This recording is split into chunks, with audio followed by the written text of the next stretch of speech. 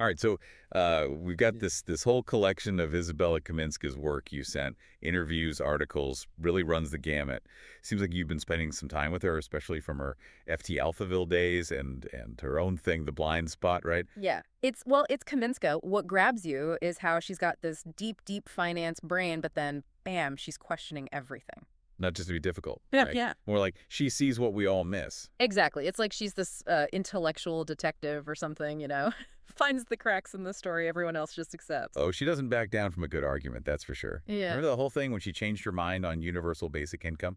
Called herself a reformed Scientologist about it? That's Kaminska. Brilliant, bit sharp, always poking at the edges of things. And that humor, right? It's disarming.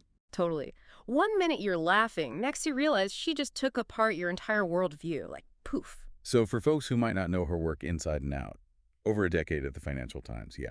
Most recently, running FT Alphaville, which isn't your average finance column. No, no, no. More like imagine a digital think tank, but feisty. All these sharp minds digging into, I don't know, negative interest rates one day, blockchain the next, really poking holes in the usual takes. And not afraid to stir the pot even within the FT itself. Yeah, Like way back when everyone thought negative rates were nuts, Alphaville was waving red flags. And look now. exactly. And that leads into the blind spot, her own platform now. It's like she can really go deep there, connect all these intricate dots on trends most outlets wouldn't touch, either because they're too complex or too controversial or whatever. And not just economics either. She's got this fascinating piece on what she call them dual-use corporations, companies doing both civilian and military stuff.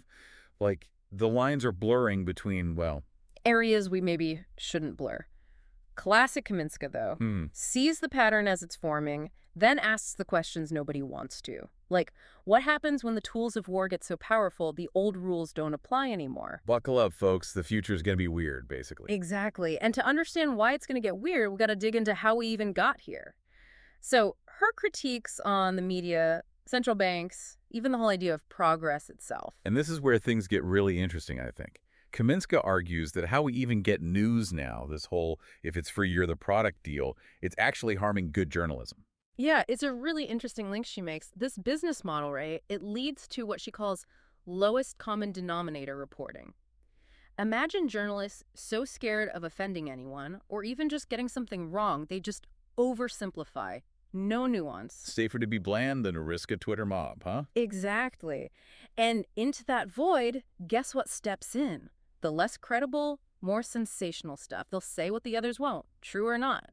It's like the news equivalent of only eating plain pasta safe. Yeah, but not very satisfying.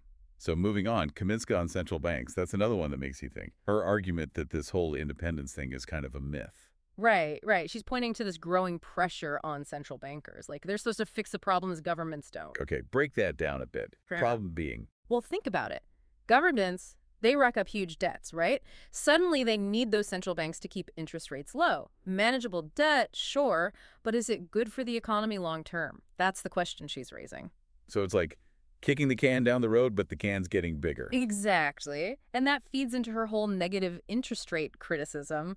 That, to her, is like the poster child for how messed up the system can get. I gotta admit, the first time I heard about negative rates, I thought it was a joke. Like, how Yeah. can money lose value just sitting there? But then I remember that example Kaminska gives about companies in Europe hoarding actual physical stuff. Oh, yeah, the stockpiling. It's wild, right?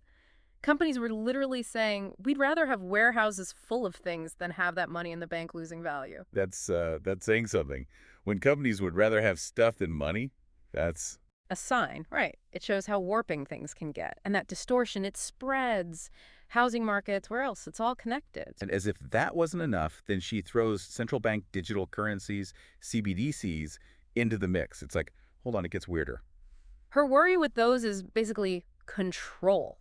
Governments could have so much more power over like your everyday financial life. Imagine every transaction you make, they could track it, maybe even control it. It's a whole different ball It game. makes you think twice about that whole cashless society everyone keeps talking about. But the thing that really got me was it's not just media, not just central banks. She questions this whole idea of endless economic growth. Right. This is where she gets into challenging even the, I don't know, the progressive default setting. That idea that we can just keep growing, consuming more forever. It just doesn't add up when you think about limited resources. Like we're on a treadmill that's only speeding up. And we're so busy trying not to fall off, we don't ask, where's this thing even going? Mm. And that growth, no matter what thinking, she sees it everywhere. From like being obsessed with passive investing to how we even measure progress. Starting to get why you called her an intellectual detective earlier. She connects these things most people wouldn't.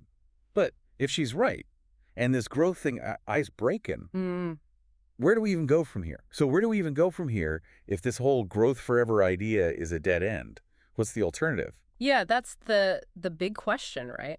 And to be fair, even Kaminska doesn't claim to have all the answers. But she does offer some, I think, useful ways to think about how we deal with all this. Like what? Give me something concrete. Mm. We've done all this big picture thinking. What can folks actually do with this? Well, remember how she keeps coming back to questioning everything? That's not just some intellectual game. It's about being a much smarter consumer of information, especially now when there's just so much coming at you all the time. Don't just swallow what they're feeding you. Right, exactly. Build up that critical thinking muscle. Look for the bias, both in what you're reading in your own head. Who benefits from me believing this? It's like that saying, if all you got is a hammer, everything looks like a nail. Got to get more tools in the toolbox. Up here, taps head. Exactly. And then on top of that, this whole preparedness thing, not like doomsday prepping, but being flexible. So not hoarding toilet paper, but maybe hoarding useful skills. Right. Build those networks of people you trust, learn new stuff, even if it seems weird or out of your comfort zone. More you can roll with the punches, the better off you'll be, whatever happens. It's funny, isn't it? That idea that the tough stuff can actually make you stronger.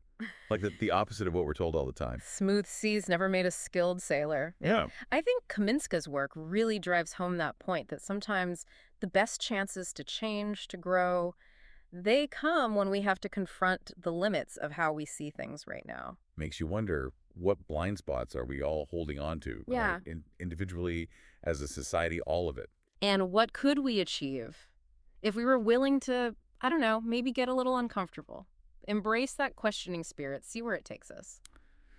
That's a pretty good note to end on, I'd say. A little food for thought as you go about your day. Thanks for diving into this stuff with me. Anytime. This has been great.